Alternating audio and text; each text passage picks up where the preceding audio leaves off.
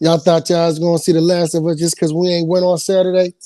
Nah, it ain't that type of party.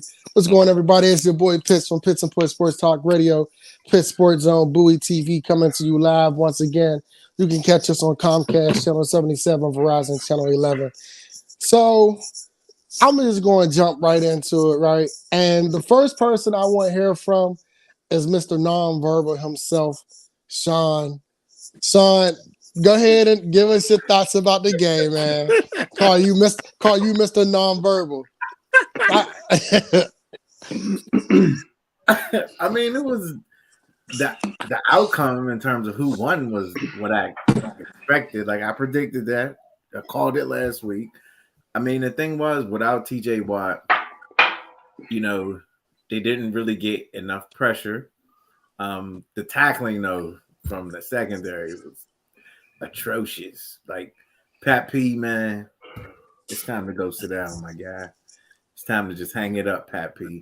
Clipboard. Yeah, you might well coach. You can't coach the secondary, whatever.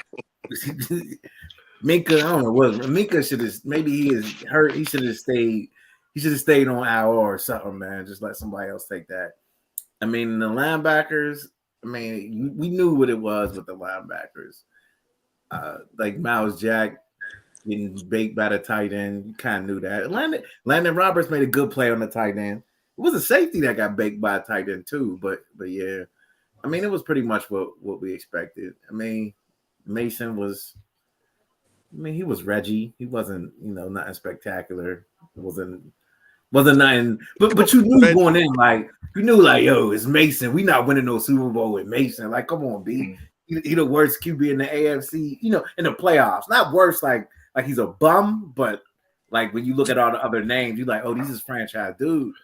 Like, nah, he's a French fry dude versus franchise dude. So it's like, nah, we can't. Like, nah. So it was what I expected. I mean, season's over now. It's time to start making moves. They're gonna re-up Tomlin, get that OC in here. So Money Mitch, Mr. Nonverbal himself was very explicit in your being that guy. What was your take on the game? I'm still that guy. I echo his sentiments though. Our tackling was horrible, bro. Minka probably should have stayed on the sideline, son. He was on some other stuff, bro. Like I was like, I don't know what he was on that day. But I think if we don't make mistakes, we did move the ball fairly well. Mason Cole was getting beat by a drum by Ed Oliver, bro. Like that was the one matchup I was nervous about. And bro, he was killing Mason. And we wasn't a better team than them. You know what I'm saying? Buffalo been playing out their mind. Josh been playing out his mind. I think we kind of played Josh well in the passing game for the most part, but when he took off running, we were taking big L's on that in that part. That wasn't good. Disrespectful. Yeah, man, look. That was real disrespectful. I was so pissed off about that run. Titus, what's your take? Well, I said before the game that we were going to lose. I said we would lose because we can't control the middle of the field with our middle linebackers. We didn't control the middle of the field with our linebackers. There was no way we were going to go into this game and win, but this is the real problem. And the problem has gone while we've lost, 7 straight playoff games. We gave up 31 points, our defense. We have the highest paid defense in the NFL.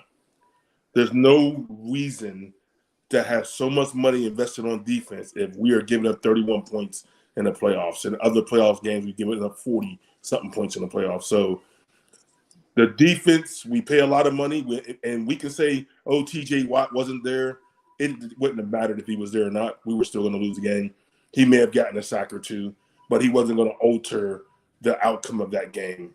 There were too many plays that Josh Allen made. Josh Allen was just too much for us, honestly. And we need to do better investing on offense because we got to score instead of worry about stopping people when the defense is giving up 30 points plus in the playoffs of the year. Will Mitch? Hey, they came out and they said that we have one of the youngest offenses, but one of the oldest defenses in the league, if not the oldest defense, and we really look old against the Bills.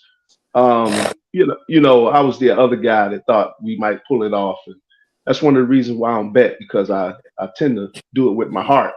And I would have bet on us if I betted that game. But one of the things that bother me is not so much losing. I hate losing on at all costs. But the way we lost, the defense just had me grimacing the whole time. Like I was just looking around, like what is going on? And one of the things I had said was Mika coming back. I noticed that the second time that he came back off of an injury, each time he's come back, the defense just look out of sorts. They look like the communication was off. I mean, I saw Peterson. I mean, he was looking around the whole time like somebody else was supposed to check the tight end or what have you. And number 29, Eli, man. I mean, this dude is like, Oh, I don't Levi even know. Wallace. Yeah, Wallace. Levi. Yeah, Levi. I was calling him the Book of Eli, man, whatever, man. But he's just. I mean, under no circumstances should either one of those, number 20, number 29, come back. On the offensive side, man, I think that that one interception Mason threw looked just like the same interception that Kenny Pickett threw at the end of last season when we was in Miami. I was actually at that game, and I was sitting in the end zone. He was coming towards me, and he threw that same pass towards the back end of the end zone and was intercepted. It looked exactly the same. So I just in my mind I said that's the same play. That's the same playbook. So had we not shot ourselves in the foot, of course we would have had a better go at it, and then maybe the refs might have had to intervene a little bit more because I really believe they wanted Josh Allen to advance. I think the matchup that's coming is the one they really wanted, and I say that just from the way they promoted him during the Miami Dolphins game. They talk about Josh Allen the entire game. So I kind of felt like we came in against a stacked deck. But I hate when we don't play well, especially on defense, when we got all those veterans, all those leaders in the secondary that's supposed to be, the reason why we are where we are. Khan did a masterful job picking people out, but it just didn't come together for us. And I just know we got it's a young man's game. I think it's time to turn the page to the young men. Let the young men take it. Before I go into specific parts of the game that I want to get you guys' opinion on, when you go back to, and I'm just going to start from where you said, Will, Mitch, about the officials. Let's be clear. We all know that, or those of us that play football, that there are some games where we feel like we are playing against the referees and the opposing team. And I'm not one to make excuses because the game isn't won and lost by the referees, but it plays a major part.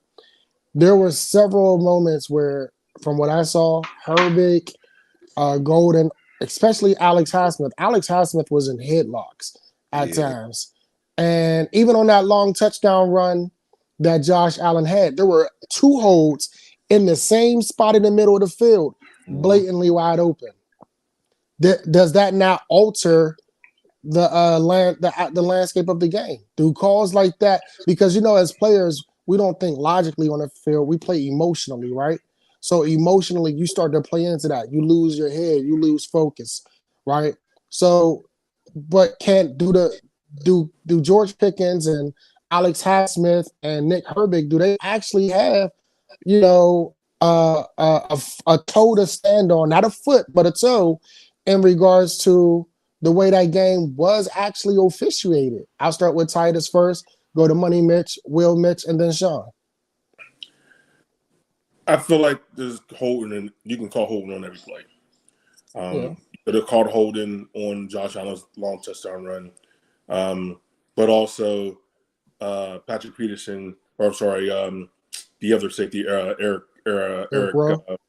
Rowe, could have actually made the tackle. I mean, he did an Olay job on that. He squared up to him and let him run right by him. It was really embarrassing. When I looked at the game, I didn't say the officiating is the reason why we lost. We were not good on defense. So I'm not putting this on the officiating.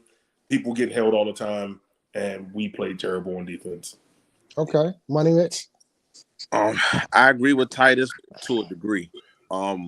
I don't think it would have altered the way the game was played because I think we was bad on defense. But I feel like it was some things that should have been called. But for me, it's not just about this particular game. It's been like this the entire season. TJ even said it. You can like Titus said, you can call holding on every play, but then some of them are just blatant, bro, and they don't call it at the frequency for us that I see in other games, because I watch every football game I can watch. I got the ticket. I can watch any game I want to watch, and I watch other teams play, and they get holding calls way more than us, and I'd be like why are they getting it at the frequency they get? Because Highsmith got held a hell of a lot in that Buffalo game. A lot. He was beating that tackle over there like a drum. And I don't remember him getting that one holding call. Maybe I'm wrong, but I don't remember him getting that one. But I don't think it would have changed the course of the game though. But damn, like it was crazy to me. Sean? So I mean, I'm with Titus on this, that like it wouldn't affect it. Like if they would have called that holding on the Josh Allen play, I mean that would have backed him up. That might have backed him up or whatever. I mean, my thinking is I guess the refs was like, look, if he wasn't holding you probably weren't gonna take Josh Allen down anyway, because they were slatting off him like a wet pound puppy out there, man. Like it was just like you seen that one with Pat P blitz. He was like, "What are you doing, son?" Like, oh yeah, like, boy, you know what I mean? On this 52-yard run, like it was cats getting held, but again, they would have just bounced off. I mean, it'd have been some more Madden highlights for Josh Allen or whatever. So I think the ref was like, "Hey, I ain't even gonna call it because he wasn't gonna take him down anyway. So we're just gonna let it slide. He's gonna keep doing disrespectful stuff to y'all." Like, I mean, that's the way I kind of feel about it. But I do feel like it wouldn't have made a difference though, man, because they were atrocious. One thing I do want to mention too, though, was this hit me, the linebacker play. Like for Buffalo, they were on like their third, fourth string linebackers too. But they called some dude off the street. He was about to go camping or something, but he was putting in work. He made the team in tackles. No, real seriously. He was about to go camping. They said it, but he was putting in work. We had backup linebackers, and they wasn't doing nothing. So, yeah. Will, Mitch?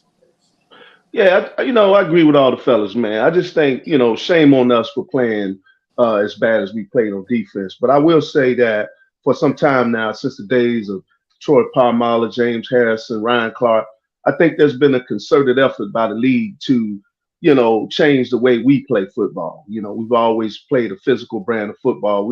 We'll knock your lights out. They've done a successful job, most, to squeeze that out of us. And I think what it's done is it's kind of messed up our identity a little bit to where, I don't know what brand of football we want to play anymore, like what type of players we go after. But as it comes to, the referees, I think that it's a league-wide approach to keep an eye on the Steelers.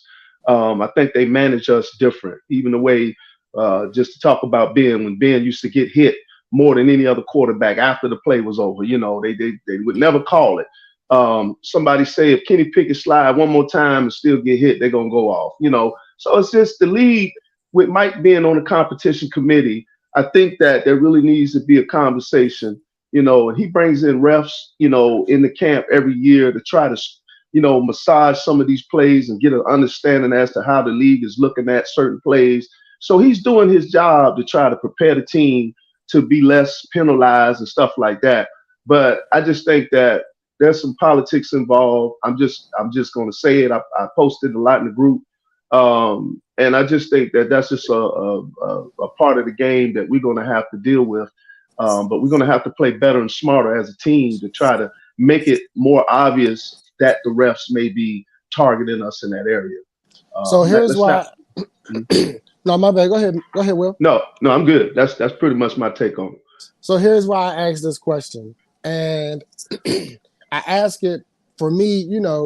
I look at it more deep and more detailed, right? So I don't blame the game on the referees, Not about one bit. That is not what I'm doing. But what I am saying is that if those holding calls weren't holding calls and the pressure that it looked like we were getting, it changes the landscape of how Buffalo was attacking us and blocking us, right? Because they didn't have to throw a running back to Chip. They didn't have to let Kincaid, chip off the ends. I'm just saying that from an aggression standpoint, it changes. If we would have been able to get the pressure that it looked like we could have gotten, it changes the game plan, right?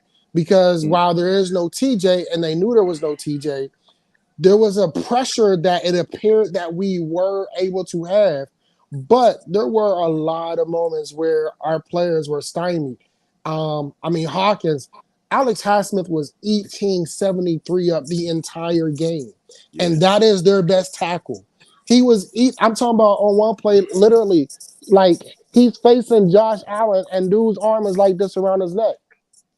And I'm not saying, and again, the game isn't won and lost on the officials because you still got to go out and play, and we didn't execute enough. But what I am saying is that I don't think that the Buffalo Bills game plan that they came in with, I don't think that game plan would have stayed the whole time, because the pressure that it appeared we were able to get, it could have altered the way they attacked us, because it just seemed like they were able to it was like free for all. You know what I'm saying? Like whatever they did, it was what it was. That's why I said I don't give it a foot, I give it a toe, not a foot, because at the end of the day, we still didn't execute. To Sean's point, Patrick Peterson, I have no idea, and I scream at the top of my lungs every time. I don't understand why these defensive backs come on blitzes and they always look like they reaching to make a tackle. Nobody's hitting to make a tackle. Josh Allen, remember what teams just said about Ben Roethlisberger? You can't take Ben Roethlisberger down by grabbing him. You can't hit him high. You got to hit him low. Take his legs out. Man, Patrick Peterson came up and he did a... Yeah.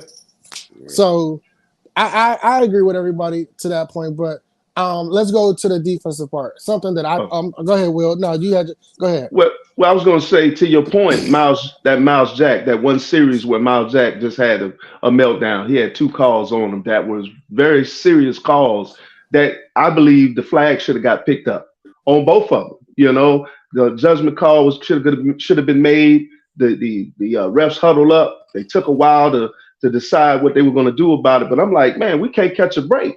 The man did everything he could to not necessarily hit the quarterback, when he fell on him. And then also the one ball that went long to the tight end that was really uncatchable. But I'm just saying, they didn't give us any breaks. Every flag they threw, they gave us the penalty. So, I think it was a little unfair and a little unbalanced. And I'm definitely going to chime on that. Titus first, then Sean. Well, we did get a freebie. We did. The Pratt Fryer move, fumble, him touching the ball, the bounce. That was a freebie. Right? I think that was a give back for that. I think that was a give back for that Miles Jack though. Yeah, like you don't think it grazed his face, man? Oh, okay. I didn't see it. Yeah, but I might got I got early cataracts, I guess, maybe, because I was like, I don't know. I thought it was their ball. I thought it was too. Yeah. But Sean, what I was gonna say was that the one that pass that was like uncatchable, they didn't call pass interference though. They called holding instead. They wanted to call pass interference. They wanted to call pass interference, but they ended up calling holding. So he did holding though. He did grab him. But in that situation, all right, so let's play devil's advocate, right? In that situation, the holding was clear. Holding should have been called. But under no circumstance should pass interference even been a thought in the mind when the ball lands so far to the sideline that it is nowhere near in play. So that was nowhere near a catchable ball to begin with. Holding, he been holding. He held him at the top of the route. Right, but they adjusted it to that. But to remember why he threw the flag. The official, the side judge whose responsibility is the monitor of that, he was not looking at the football. He was only looking at the pass interference / holding. So Right. he didn't see the ball. That's why the other officials came in and helped him out because he didn't see where the ball landed at. That's why that was kind of overturned and reversed. Now let's go back to that. Though, like on that slide, he should have. You talking about Miles Jack? Like, he was halfway on the ground by then. You like no? Who you talking about, Miles Jack? Yeah. To me, and I'm glad you said that because that's the next point I wanted to make. I honestly felt like Miles Jack was already in dive mode. But let's go back to that long run by Josh Allen, right? When do you get to a point that now you got to decipher whether or not a quarterback is going to slide or not? Because he did that Kenny Pickett fake slide and kept running. So it's one of those gray areas. Like, okay, if you hit me with the fake slide once, after that, every time he slid, you could see folks wasn't necessarily letting up anymore like that. So is that a play that should not be allowed? Because even I remember when Lamar Jackson did that one time. He acted like he was going to go out of bounds, and he kept running for another like 15 yards. But that's different from a fake slide because a fake slide is you giving yourself up, especially when you go feet first. Should that not, just how they banned that from college, should that not be allowed in the NFL? Because then it makes you already got enough pressure on the defense to as far as targets, where they get hit, how they get hit, when they get hit. Should that be allowed? And if so, then they should take out the roughing the passer for quarterback slide first, regardless. It shouldn't be allowed if they're going to penalize them for hitting them in the middle of a slide.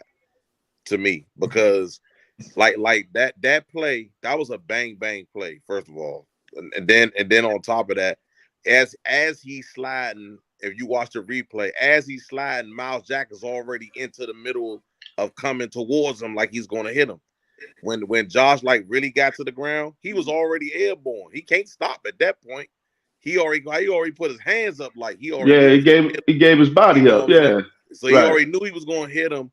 But I think Josh played a little bit with that too, because he all falling back like, come on, dog. Like, he ain't hit you like that now. Come on.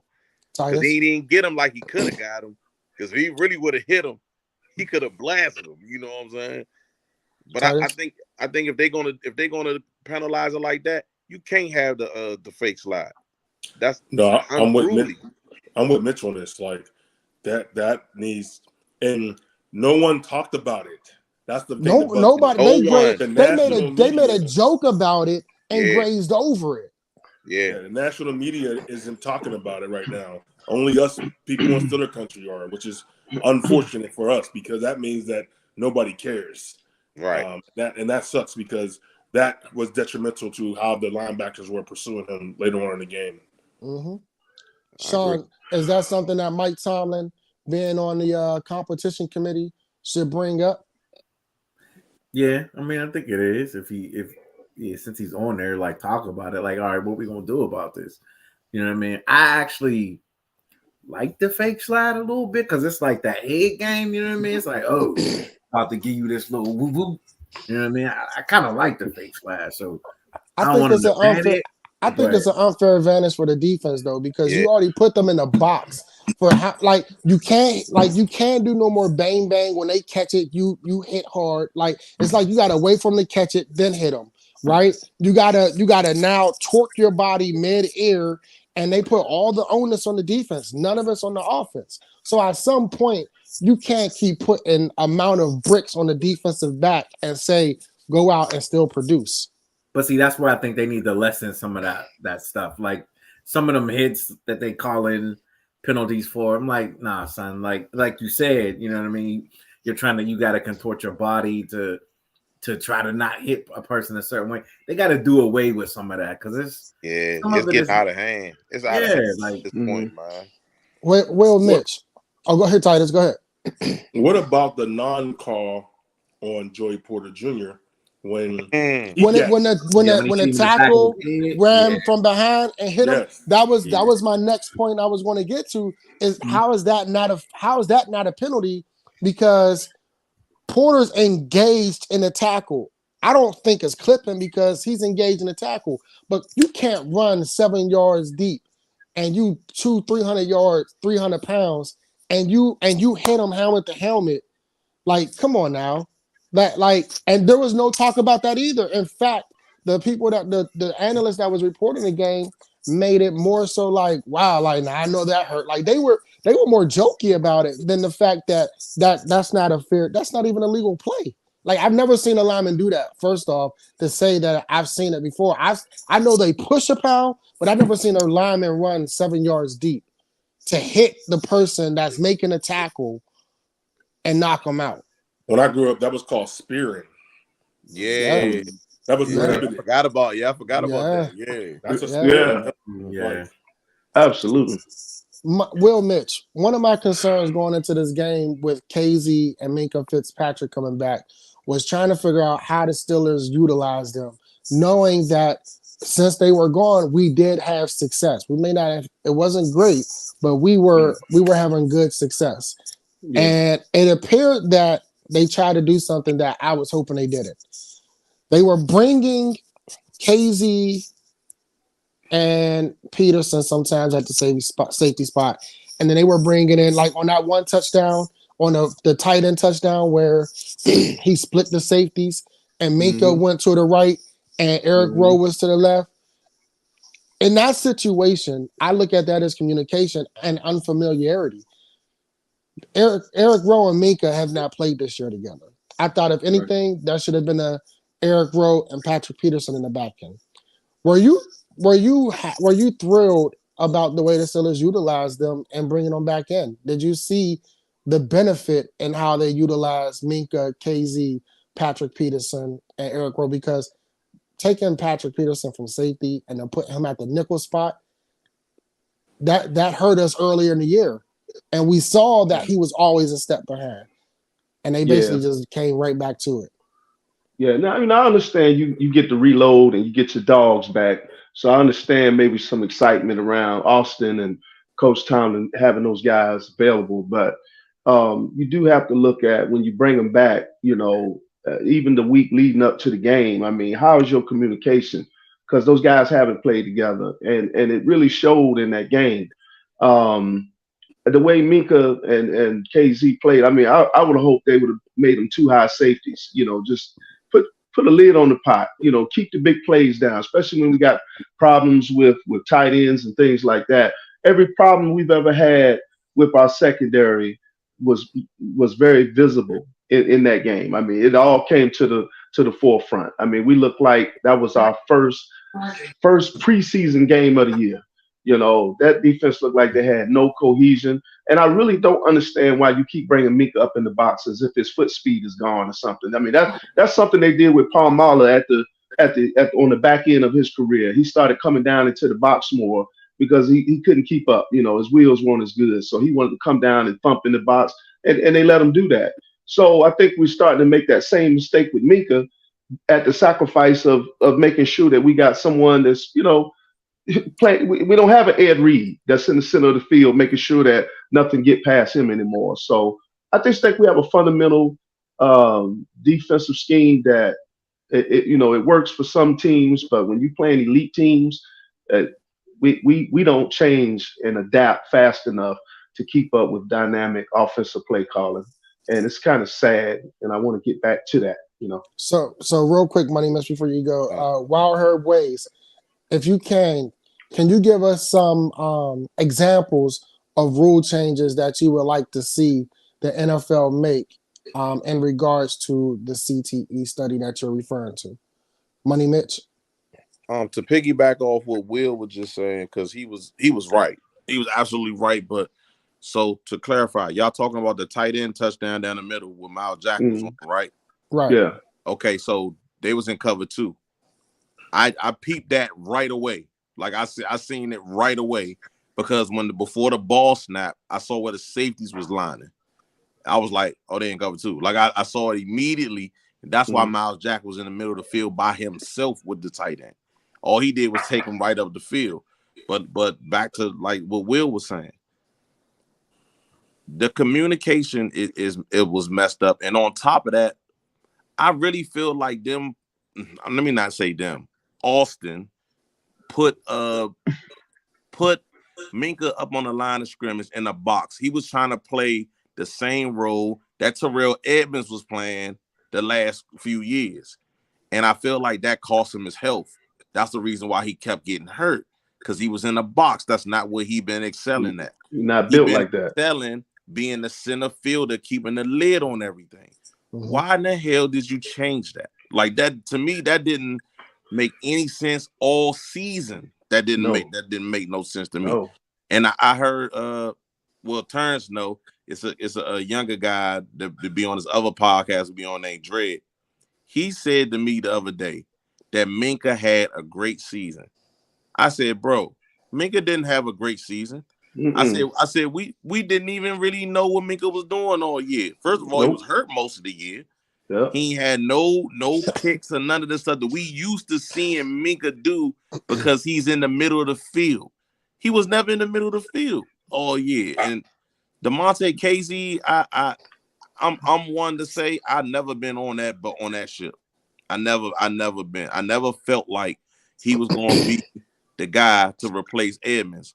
And Edmonds, he wasn't great. He was solid in his role. You see what I'm saying? And we didn't have nobody to come in and replace that role. And they didn't even put DeMonte Casey there. They put him in the middle of the field where Minka was and moved Minka. I was like, no. Did Minka have one INT this year? Did he have any INTs? No, none. By his standards, I thought he had one. I don't think he had one. I can't even remember. It was a tip or something like that. Like, I don't remember having one. So before we get to Sean, I just want to read what Wild Herb Way said, and thank you for your comments and suggestions. If anyone else has any comments or suggestions, or that they would like to ask the panel, please do so. But let's talk about what Wild Herb Way said. He said the same rules for QB hits have to be implemented on every position, especially O-line, D-line, running backs. Total changes because no CT is acceptable, not one. And that goes to that play that we were discussing, Titus, where the lineman, number 66, took about 7 yards from deep. And reason why Joey Porter Jr. was out with a concussion. What are your thoughts about Wild Herb Way's response? Titus? No, I think he's spot on. Like, I don't think any CT events are acceptable, but that's me as a non-current football player. If I was collecting $1 million a year check or greater, you have to understand that the likelihood of this is happening to you in the future is higher than most. So you have to go in understanding that, yeah, I'm playing football, I'm going to be able to provide for my family, but this is likely to happen. There's a risk. Yeah, so that, and I won't even say it's a risk. There's a highly probability that this is going to happen, right? So you have to, as an individual who's playing the sport, it's up to them to make the decision, is it worth their help or not? But you're not getting rid of it. I mean, unless we go to touch or two-hand tag or flag football. So I feel like we already at that point in some circumstances when it comes to hitting receivers across the field. Yeah. That's my take. Like when it appears that there are no more bang bang, we get to the ball at the same time. It's now they consider them defenseless, and I really don't understand what the term defenseless is anymore. Because even in a moment where they are defended, it's again they put the onus on the defense and said it's on the defense. Like, it shouldn't be on the defense. Offense should have to protect themselves as well. I know for me, my running back coach used to always say, you better protect yourself. That mean by any means necessary. We always was taught, I don't even hear it on football no more. We was always taught, keep your head on the swivel. Head on the swivel. Yeah, that was always the rule. But part of that is also the quarterback's responsibility to protect his receivers. Yep. Yeah, right. Quarterback be throwing people, hanging people out to dry on these skinny posts, these slants. Like, Mason did it to number 11. He got that joker. Allen Robinson. Yeah, he got him a concussion. Yeah. Go ahead, Sean. What's your take, Sean? I mean, on the CT stuff, I mean, there does have to be, rule changes. Specifically, like that Porter play, that was definitely uncalled for. Like you ran that you hit a defenseless player. He was definitely defenseless. He had his whole back to you, and you hit him in his dome piece. Like Like, nah, you got to do away with that in order to protect the game. But like Titus said, you know what I mean? People were like, "Oh, we making millions of bucks. We know what the risks are." So there is that fine line there of how do you do it and how do you implement it? Like, how do you protect them, but at the same time still allow them to eat when they know that risk? So before we, because we spent almost all of the show on the defense, and I think we'd be remiss if while the defense didn't tackle well, they didn't execute well, the offense and special teams did exactly nothing to help them out either. Harvin was horrible. He was. And Titus, I don't know if it was you or Ron Carter in our group who said that there was a report that somebody got a report that he was looking terrible during warmups. And we got that text message before the game started. So to get that text and to see what he put out there, it was terrible. Coach Tomlin put a nail in his coffin today. He did. He sure did. Yeah, he's done. Yeah, I didn't hear Coach Tomlin's press today. What did he say about Harvin? At the very end, he basically said that his play was below the line, and he was gritting his teeth when he said it. That was the almost last thing he said before he walked off the stadium. Then somebody asked a question about Harvin, but he's not happy with him, and you can tell that his exit interview is not going to go well. Yeah, that's definitely not. He should have been gone though. Like he wasn't good last year. Like, I mean, I get the trying to help her brother out. Trying to help her brother out, man. Yeah. That's probably what it is. But ain't he been in 3 years? Yeah, 3 or 2. 3. Like, come on, man. There was no year that he was like Pro Bowl punter or something like that. So he should have. We signed Brad Wing off the practice squad or to the practice squad. Like, and he there were traveled. some signs of that happening. I'm surprised he didn't play this week. I thought they were going to sub him. I thought they were going to sub him at some point because Brad Wayne not only traveled but he suited up, so they had 2 punters available. That's on Danny Smith. Then that's on Danny Smith. Then Danny Smith got to make that call. Yeah, like, look, man, you got just like how somebody would have to make the call. Will probably be Tomlin about the starting quarterback position. Danny Smith got to make that call about that punter. So I bring up the special teams and offense just to say, or to get you guys' opinion. As terrible as our defense did look, and as horrible as they tackled, and the bad angles they took, being spotted, those 2 turnovers that was a plus 14 for them. Bad situational football because the special teams gave them no help, whether it was Harvin getting 30-yard, 27, 22-yard punts, or Calvin Austin catching it in the 10-yard line, getting 2 yards return. There was no help for the defense at the beginning onset of the game. As the game wore on, the offense started to give them more help, as you've seen. And I think that that interception that you brought up earlier, Will, that to me was more the defensive back wanting it more than Deontay Johnson. Because if you look where he put the ball, like, I'm not really expecting the defensive back to beat my receiver on a hook out route. Like, it kind of was like Deontay. I don't even think Deontay really was expecting the ball to come his way because the defensive back was more so looking for the ball than Deontay was. I got to push back on that one, Pitts. I'm gonna tell you why. On two things. All right, the first thing, the special teams got that blocked field goal, so you got to put that in it. That led to our first touchdown. Right. So that's the only thing the special team did that was worth talking about, honestly. But the play that you're talking about in the end zone, because I watched Mason's post game interview talk about that particular play. He ran a comeback. And the corner dropped in front of him, but Mason was trying to throw the ball outside, out and away. Right, so it was on the sideline. Right, but he didn't do that. He threw it too far inside. I don't know if you noticed, if you go back and look at it, he hit the corner right in the hands. Like, you know what I'm saying? Hit him right in the chest. I was like, damn. I was like, was he trying to throw? Then I heard him talk about it in the post game. I understood a little more. I was like, okay, I know what he was trying to do. He just didn't get it to the outside far enough like he wanted to. Because if he'd have got it to the outside, it just would have went out of bounds. You see what I'm saying? But Yeah. because he didn't get that. Wait. I mean, So correct me if I'm wrong. We got that far down the field off of a penalty, right? Where Deontay got held and he got a pass interference, right? yeah. And if you notice on that same play, Deontay was very chatty with the DB.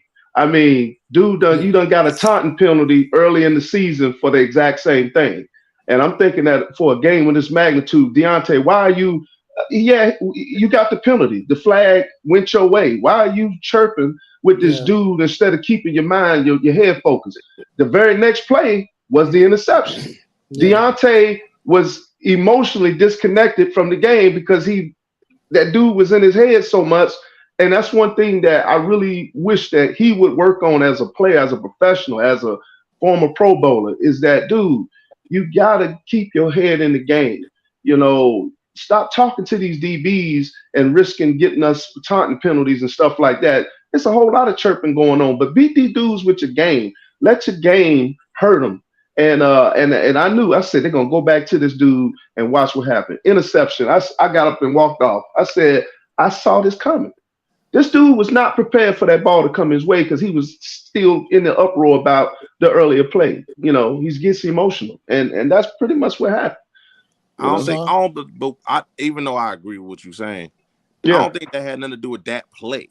You see what I'm saying? He threw that ball, regardless of what happened the play prior, it's still about ball placement. And the ball hit him right in the numbers. You know what I'm saying? If he throw the ball where he say he wanted to throw the ball, neither one of them would have caught it, and we'd have led the fight another down. But Deontay broke off deeper in that corner of the end zone than the DB did. The DB jumped in front of him. Right. So what he should have done was probably took 2 steps in the end zone and turned, which means he would have been ahead of the DB, and the DB would have had to pass interference to get over him to get the ball. But he dropped too deep in that end zone. I think that what the problem was. He ran a bad route for that play. And the same thing happened when Kenny Pickett did in Miami. It looked the exact same. The wide receiver was behind the DB in the corner of the end zone the exact same way. So it was the exact same play. He threw the exact same play. I remember that end zone pick too. Yeah. So what's your take, Sean? I mean, on the offense? Yeah. Mr. Nonverbal. Man. Mr. Nonverbal's back on the offense. I mean, playoffs. Money Mitch, I mean, so what I'm about to say, you pretty much kind of like proving this point that I'm about to say when you said, Mason threw it, but he didn't put it where it's supposed to be. I mean, that's proof right there. He's not it. I already knew he was gonna say that. We know he's not it. You know what I mean? But we knew that. But the truth of the matter is, he gave us the best option to win out of all 3 quarterbacks. Yeah, so that's not saying much. I'm not saying he didn't, but that's the problem. If your best option to win is Mason Rudolph, then we know we're not going nowhere. So that's one thing right there. 2, now the running game, I mean, it was all right. Najee had his little moments here and there. I mean, the run blocking was adequate. It was adequate. The pass blocking still to be desired. Like Jones, he was getting 8. He was getting 8. Dan Moore was getting 8 too, but not as much as Jones. Or maybe you just ain't see Dan Moore getting 8 as much because they was already there because the way they was eating Jones. But it was both tackles. Like they need to move Jones back to the left and move Dan Moore to the bench or the scrap heap or something. Like they was getting 8. So the pass protection wasn't that great. And again, and the other Mason, like you were saying, Money Mitch, I mean, he was getting dogged. He's just trash. Like the line, the line play, man. The line play. Like we need to control the line of scrimmage better.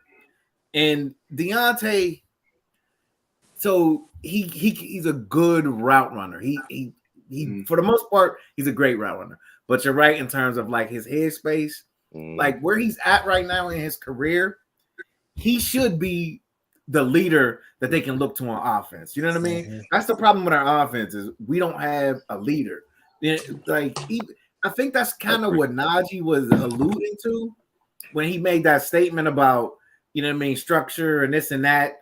I think he was alluding to like, yo, we don't got no dude that's gonna just take over on offense. Not even just take over, but like, hey, get your minds right now, man. Like get in the game or practice harder or stop doing stupid stuff, stop moping around if you don't get the ball. Like we need a leader on offense, and whether that comes from the QB as a leader or a center that's a leader, but a real center that's a leader, the tackle, whatever. We need a leader on offense, and that's gonna help. And of course, we need a QB as well. Titus, I see your wheels grinding. What you got? Man, I got a lot. So Mason did not play a terrible game. Nah, he didn't. But I will say in the beginning of the game, there are some throws he made he should not have made. We saw some boogeymen. They schemed him out of cover 2 into cover 3. Yeah, a lot. But so that's the first part of it. We did not control the line of scrimmage, like Sean said.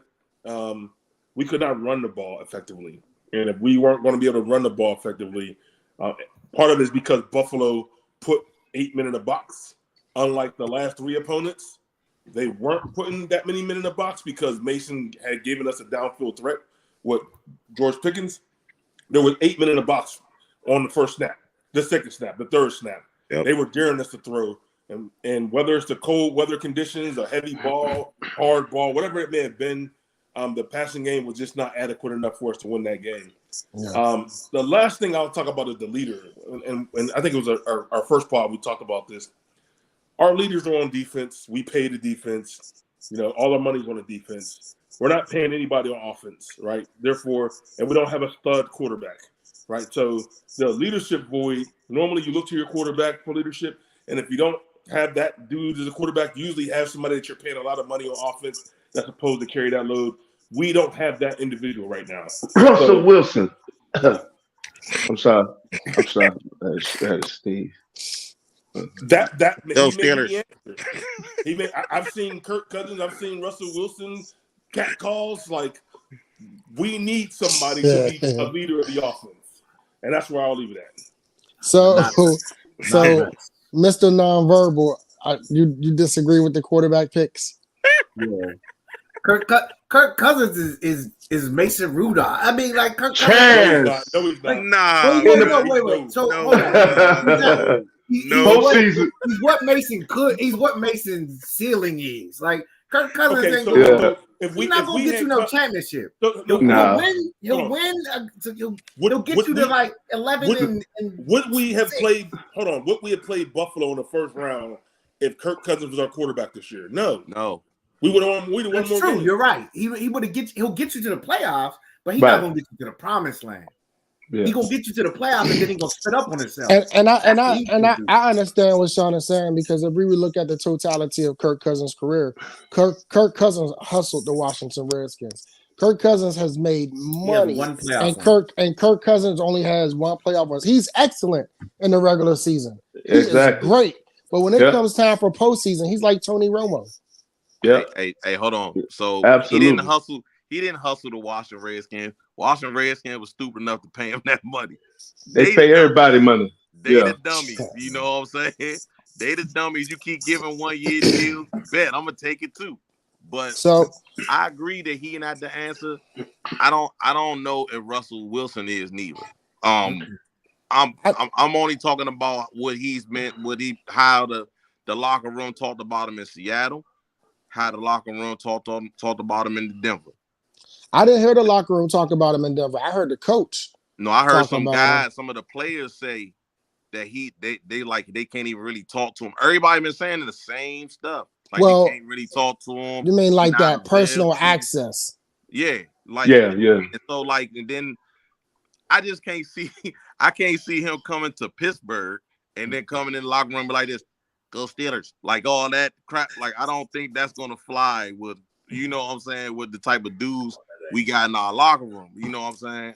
Now, don't Yeah, know, but man. listen, if they start playing, this is how we roll. You're gonna be in the stands. Oh, this is how we roll. Hey, his wife gonna have you rocking, right? No, but let me say this real quick because we do need leadership on that offensive side of the ball. we definitely do. I think that quarterback is ultimately what we're missing. We're missing that leadership. I know Kenny That's it. Pickett. Kenny Pickett was the team captain, but you saw times where he was on the sideline and he wasn't in his best mood. He wasn't in a leading type mood. So we do need a quarterback that can come in and stabilize what we have. So the question is, do you go young and find that, or do you have to bring in a savvy veteran who has those leadership traits that can come in and kind of quiet down? Because we need Deontay and George Pickens. They can't necessarily police themselves. You need somebody. You need a strong arm in the building. I think a good center will help with that. Mason Cole obviously is not going to stay with us. If he do, I'll be surprised. But I think we may draft his replacement or what have you. But we need some respectable men. It used to be a committee approach, but now, man, it's hard to find leaders. Unfortunately, people just want to make that bag. They want to get their money, keep their head down, take their shower, and get on and get on up out of the locker room. But we I mean, poor Najee. Gotta see Najee's who we trying. Yeah, Najee tries, but It's Najee, you know, it's go funny. ahead. It's funny you said that, right? Mhm. Because yesterday I interviewed Steve Calhoun, and Steve Calhoun is the quarterback coach for Jordan Love. He was Jordan Love's quarterback coach from ninth grade year, and he's still Jordan Love's. I mean, he's not a Green Bay Packer employee, but in the off season, he is who Jordan Love is training with, right? Okay. And he made a statement yesterday that it is true in football nowadays. He said, nowadays you got to understand and you got to think, does this player love the game or is this player doing it for the money? And he said in the league right now, there's a mixture. You got players that's really just doing it for the money, that they don't Yeah. have the same love for the game that other Right. players have. Right. So I think that plays a part into something that you were saying, is that some guys come in, they get their money, they take their shower, they leave. It's an investment. It's those who are committed, who are determined, Mm. who are consistently wanting to do better. But I'm going to leave us off with this. It was a hell of a year. I think that despite all the catcalls for Mike Tomlin to lose his job, I don't know another coach who can go through that many injuries on the defensive side with the subpar, horrible offense and still come out, on top. One of the things that I constantly got to tell or remind people is that Mike Tomlin has never had a high draft pick. Pittsburgh has never had a high draft pick because we were never in that tier up front, right?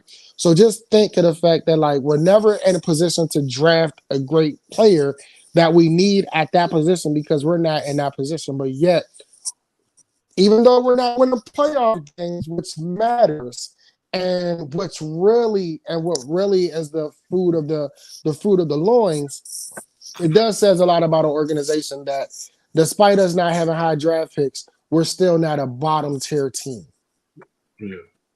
And that's just, looking at it from a GM perspective and all the things that we do. Like we have not drafted.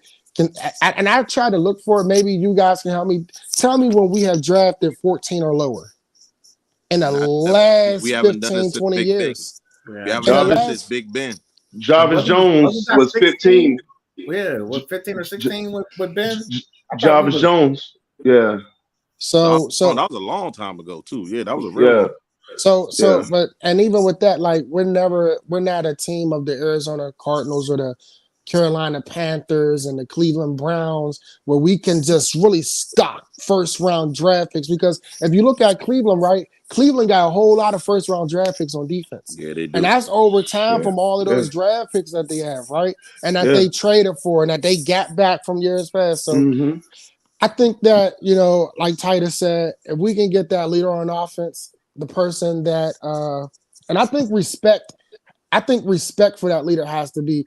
I think that we have a lot of immaturity on offense Mhm. that I don't even know if a strong leader can come in and really manage that the way, because they were already there. So that new person is coming in and he's trying to implement himself. But the personalities of Deontay Johnson and George Pickens, and I'm gonna just say them two only for right now, because that's a lot. That's a lot that you gotta deal with, because both of them want to be a part of the game plan. Both of them want to be the reason why we win. But both of them do take plays off. And both of them do have a moment that when they're frustrated mentally and emotionally, they're no longer performing logically. Mm-hmm. Go ahead, Titus. We have had one top 10 draft pick in recent memory. We all forgot about him because he's forgettable, and that's Devin Bush. Hold on. They traded up to get that. That was a trade up. Yeah. But we drafted him in the top 10. Yeah, but they had to trade up to get to that spot. They was like at 21 or something and traded up to get to that spot. And got it so wrong. But look, Pitt, I'll say this real quick. I think that how you fix all this is you got to get your offensive coordinator, get him early, and get him involved in the drafting process. Let that offensive coordinator, seasoned, respectable offensive coordinator, go and get his guys, particularly on offense. I'm talking center. I'm talking whatever position he needs. I think Najee is a cornerstone piece for us because he's frustrated right now, and he's speaking out of his frustration. In him is leadership. He just don't know who nobody's listening to him, and so he's venting right now. But I think that you have some core pieces in that offense right now that you can build around, but you got to get the right OC and then the right people, and then we can restore order. All right, listen. I got Packers over the 49ers. I got Detroit over the Bucks. I got Chiefs over the Bills. I got Ravens over the Texans. I got the Ravens beating the Chiefs, and I got the Packers losing to Detroit. I'm just throwing them out there. So I got Ravens and Detroit in the Super Bowl. Sean, who's your winners and who's your Super Bowl teams? Hey, listen. I'm laughing at Sean. Hey, listen. Listen. Oh yeah, but Detroit's playing Tampa. Tampa's been inconsistent. Just like but you Detroit. see what Baker did. Like they had Baker out there looking like he was. That was the Eagles. That was Philly, man. The Eagles lost the last 6 or 7 games. You're right. All right. So like I don't think Aaron Glenn is going to let his boys come out and look like that. They not. But Hutchinson ain't coming out and they looking like that on the that's not going to happen with Detroit. I can't see them cats making it to the Super Bowl. Like that's just it's time. That's just my honestly, and I'm gonna keep it a buck. I don't care who coming out of NFC. Like I could care less. That's the non-football conference. That's the NFC. So I really don't have a take for NFC. Wow. That's what I call the NFC, the non-football conference. So I don't really have a take for the NFC. I'm an AFC guy. I'm a grand, Go ahead, Sean. So who's your teams? Who's your Super Bowl? Super Bowl. I'm going Niners, Ravens, and I mean, kind of hate to say it, but. Because they in our division, but I'm Ravens, man. Black QB, got to go with the black QB. I ain't rooting for them rat birds. I can't root for them, but I think they're gonna do it, man. Nah, I'm playing. All my Ravens fans, I'm playing, man. I don't mean to call y'all rat birds. Y'all rat birds out here, but now my sleeper pick would be D'Amico, because that would be a story right there. Black coach, young, first head coach, rookie. Yeah, young defense, young offense. Who cats was sleeping because he was from Ohio State. Like I didn't think he was gonna be that nice, but he came out. I did. Yeah, he's from Ohio State. You think it, man? Yes, I did. Don't nobody be thinking Ohio State QB is gonna be good. Come on, bitch. I need tapes. I need tapes. He was gonna be the rookie of the year. But let's go ahead. But let's close this one out though, because we already an hour in. So you got Ravens and 49ers. That's your Super Bowl picks. Yeah. With Money Mitch, who you got? What's your take on these games? 49ers and the Buffalo Bills. Straight like that. Okay, I wish you'd have asked me first. You should have asked me first. You got the same ones? Hey man, I ain't gonna keep riding his coattail, goddamn it. No, but I'm sorry. No, but I'm going with it because I really think the league. I think the league wants Josh Allen, man. I think he's the great white hope left, and because Cincinnati ain't work out, the Chargers didn't work out. There's a few teams didn't work out for him. So I know before the The us Mitches, great Mitches, think alike. they want Josh Allen, and Buffalo is a complete team. I ain't gonna lie. I mean, they got the defensive line. They got they got offensive line. I mean, they have the trench dogs. And then I think the 49ers just have a little bit too much for what's left in that race over there. So we'll see. Titus, This is tough. I'm torn. I think the 49ers are the best team in the NFC, but I feel like Green Bay may have enough to beat them. But without using emotion, I'm going to choose the Niners and the Ravens and have a rematch of Super Bowl. Yeah, that was one Harbaugh and my man Kaepernick. But I would not be surprised if the Texans beat Baltimore this weekend. I hope they do. I hope they do. Laugh so hard, and Oh my God! Ratbird, Oh my God! Laughing I like would like that if they did. The Texans are not a bad team though. That would cure a lot of ills. But the Ravens always out physical them. That's particularly on that defensive side of the ball, man. And so I'm hopeful that they're gonna come and right that ship. But Ravens always just beat them up a little bit. Man. Yeah. If Buffalo and Baltimore in the conference final. Go ahead, Titus. If the Texans make it to the Super Bowl, it will be the greatest coaching job. Oh wow! In the history of the NFL. It'll be the greatest rookie season in the history of the NFL, minus Dan Marino. Yeah. Mark my words. There's always an asterisk anytime that happens and there's somebody of color doing it though. Because let's be clear, this year it really could be like last year when offensive rookie of the year and defensive rookie of the year come from the same team like they did with the Jets. Because Will Anderson and CJ Stroud, honestly, in my opinion, they could be offensive and defensive rookies of the year. In addition to coach of the year with DeMeco Ryans. Yeah. So they could go for a hat trick, but we'll see. But listen, this was we'll see. Listen, I said who I said, and I said it's gonna be I said my picks Ravens and that's what I said, the Ravens and Detroit. Yeah. Ravens and Detroit Super Bowl. That's ambitious of you. That's very ambitious. Yeah. Man. You might 1 out of 2 ain't bad, but we'll see. Listen, we'll see. This year. They played this year. You know that, right? And Baltimore blew the doors off. I know.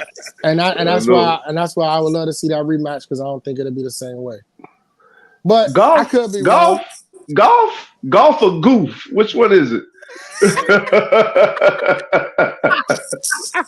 Listen, it's going down. It's your boy Pitts from Pitts and Point Sports Talk Radio. Listen, Steelers end this season recap. Y'all heard it here. Everybody gave their takes. Regardless, we died with the black and gold. We live with it. We don't like what we put out there sometimes, but at the end of the day, you can never change our stripes. We black and yellow. Like Wiz Khalifa say, we them boys. 412 stand up. We got the Hill District. We got Wilkinsburg. We got Homewood. We got Duquesne, Clear. And listen, it's all in the building, and we ain't never going nowhere. Check us out. We'll see y'all later. You see, my phone went crooked.